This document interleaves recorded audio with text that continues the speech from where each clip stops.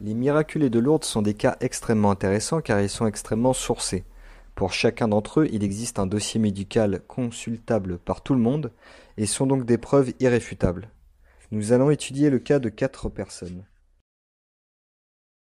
La première personne est Pierre de Roeder. Cette personne avait une fracture de la jambe avec plaie gangréneuse. Pierre eut la jambe gauche broyée par la chute d'un arbre. Le docteur Affenafer d'Underburg constata une fracture des 2 os, le tibis et le péroné. Malgré les soins, une plaie gangréneuse se déclara. Tous s'accordèrent à déclarer la consolidation impossible en de pareilles conditions et regardaient le blessé comme incurable. Voici d'ailleurs le rapport du docteur Van Ensterberg sur une visite qu'il fit à de Roeder en janvier 1875. Roeder avait une plaie à la partie supérieure de la jambe. Au fond de cette plaie, on voyait les 2 os, à une distance de 3 cm l'un de l'autre. Il n'y avait pas la moindre apparence de cicatrisation. Pierre souffrait beaucoup et endurait ce mal depuis 8 ans. La partie inférieure de la jambe était mobile dans tous les sens. On pouvait relever le talon, de façon à plier la jambe dans son milieu. On pouvait la tordre et ramener le talon en avant et les orteils en arrière. Tous ces mouvements n'étaient limités que par la résistance des tissus mous. Cependant, Pierre alla à Lourdes. Là, il implora le pardon de ses péchés et la grâce de pouvoir travailler pour gagner la vie de sa famille. Aussitôt, il sent se passer dans son être comme une révolution. Ne sachant encore ce qu'il fait, il se précipite sans béquille, traverse le rang des pèlerins et se jette à genoux devant la statue. Alors seulement, il s'aperçoit qu'il est guéri, il se tient debout, il marche avec facilité et sans douleur. On examine aussitôt le membre malade. La jambe et le pied, fort gonflés quelques instants auparavant, ont repris leur volume normal. Si bien que l'emplâtre et les bandes qui enveloppaient la jambe sont tombées d'eux-mêmes. Plus de plaies. Toutes les 2 sont cicatrisées. Et enfin, ce qui dépasse tout, les os rompus se sont rejoints malgré la distance qui les séparait. Ils se sont soudés l'un à l'autre et les 2 jambes sont égales. Voyons désormais le cas de Gabriel Gargam. Dépérissement général, affection de la moelle rachidienne et gangrène. Gabriel eut un accident de train, près d'Angoulême. Il fut projeté parmi les débris de toutes sortes dans la neige où il resta enseveli jusqu'au lendemain matin. Aussi, le tribunal d'Angoulême, dans son jugement du 20 février 1901, avait pu conclure « Attendu que la compagnie a réduit Gargam au plus pitoyable des états et qu'elle a fait de lui une véritable épave humaine dans laquelle l'intelligence seule n'a pas été atteinte, par ces motifs, le tribunal condamne la compagnie des chemins de fer de Paris à Orléans à payer à Gargam une pension annuelle et viagère de 6 000 francs et une indemnité de 60 000 francs. » Gabriel décida d'aller à Lourdes, mais n'ayant jamais fréquenté aucune église depuis 15 ans, il n'avait pas la foi. Il était aigri, découragé par la souffrance et était donc incroyant. Il finit par céder aux instances de sa mère. Le matin du 7 août, après une communion faite à la grotte, il recouvre avec une émotion indicible la foi de sa jeunesse.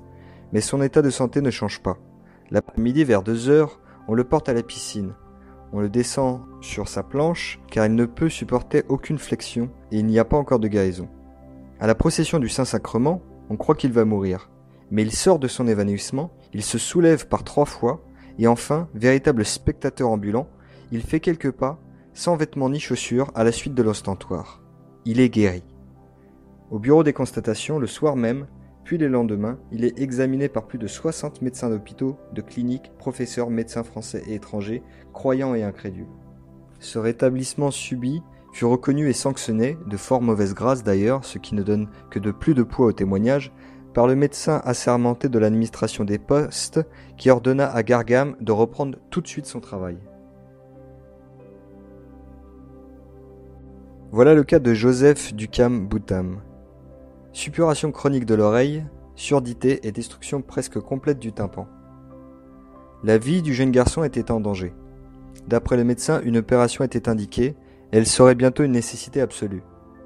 Le médecin ajouta après examen que la destruction du tympan était à peu près complète, que l'inflammation jusque-là chronique avait pris un caractère aigu et pouvait d'un moment à l'autre gagner le cerveau et entraîner la mort. Au lieu de se décider à l'opération, le père du jeune garçon, le 14 mai 1910, fit une neuvaine à Notre-Dame de Lourdes avec application d'eau de la grotte. Le dimanche 22 mai 1910, pendant la messe, à l'élévation de la Sainte Hostie, le malade ressentit une douleur aiguë dans l'oreille gauche. À la fin de la messe, on constata que la suppuration était tarie et que le jeune homme entendait comme il n'avait pu le faire depuis bien des années.